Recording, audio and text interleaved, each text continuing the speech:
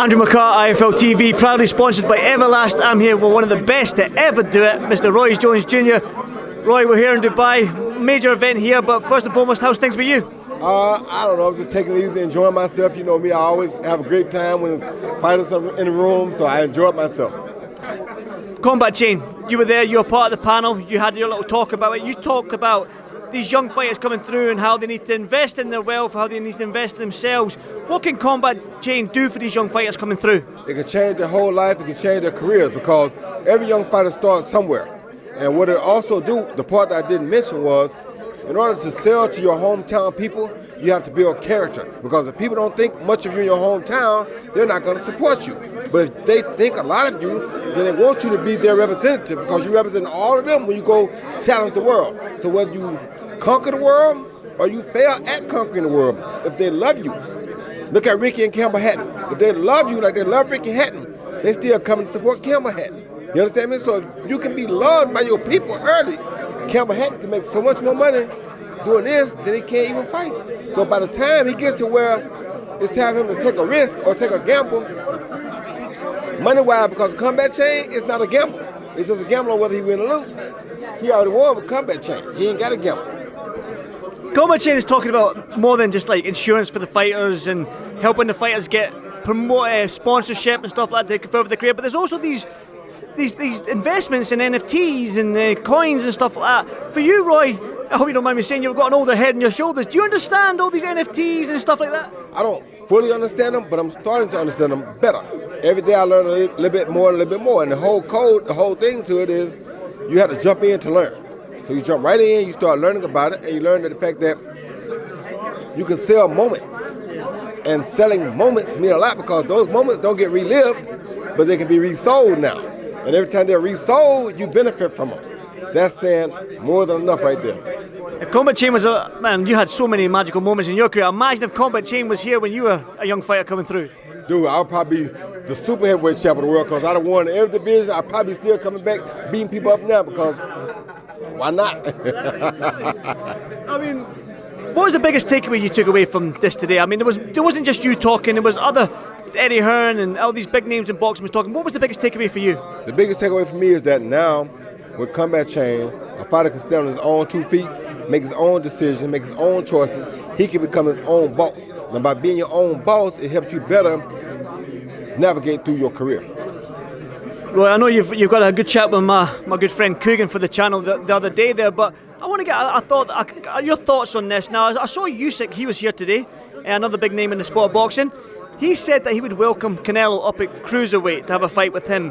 Canelo's obviously fighting at cruiserweight, he's fighting Makabu. Your thoughts on Usyk coming down to meet Canelo at cruiserweight? Do you see that happening? Is it a logical fight in your eyes? Actually, Usyk has no reason to come down and fight Canelo. To me, Usyk is too big for Canelo. So Usyk beats Canelo easy, in my opinion. But Usyk is the heavyweight champ of the world. Why would you go back down to cruiserweight when you're the heavyweight champ of the world? Look at what happened when Chad Dawson went down from light heavyweight to fight Andre Ward at 168. That was the end of his career.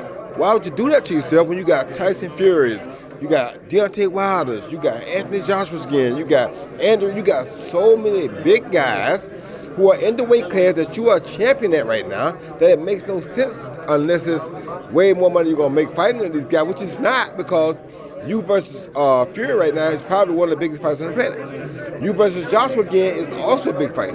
Now, if you want to use that fight for negotiating a negotiating tool, that makes sense, because they're not paying you enough for the rematch for Joshua, and you're getting double that to fight Canelo, then you're right.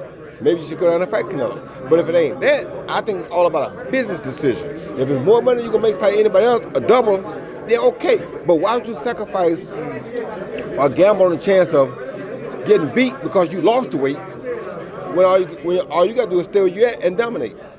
And, in my opinion, why Canelo want to fight you when you're a hard fight and you don't have a belt right now? When he doing it to collect the belts. He want to become a 5-weight division champion.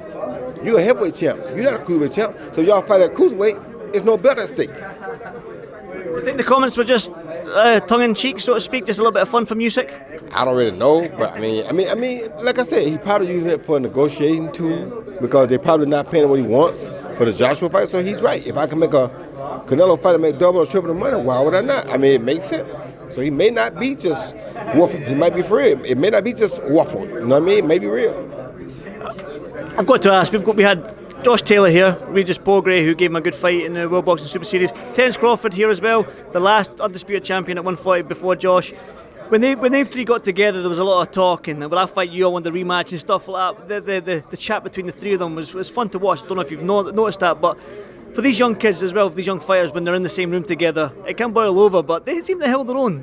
Just kept it calm as well. You have to hold your arm. You got to hold your arm. You got to be calm, and you got to be a professional about it. A real professional doesn't talk much. A real assassin doesn't have a lot to say. A real assassin wants to get busy. So when they're talking, they talk with respect, knowing that either one is willing and ready to get in the ring at any time. That's what I like to see in boxing. They're not here saying, "Are we brothers? Are we friends?" No. We cool, but the money right, we gonna fight. You understand me? And that's what I like to see. Finally, your thoughts on Josh Taylor versus Terence Crawford. Terence Crawford is going through that welterweight division. Boss Spence. I mean, he does need that fight. We're probably bored of talking about Spence Crawford, but he does need that fight. We want to see it as fans. But Josh has said he's willing to move up to 147 to fight Crawford. What's your thoughts on that? I love it because that's a big challenge for Josh. But Josh brings enough to the table to make that a very interesting fight. And he's not dodging it. He's trying to welcome it. Whereas, for different reasons, it's hard for the fight to be made with Spence and Crawford. So if Josh is the next best man in line, which he is right now, let's see it. Roy, thank you so much for doing this Fight Club TV, and enjoy the rest of Dubai. Thank you, brother. Thank you. Thank you, Roy. Thank you.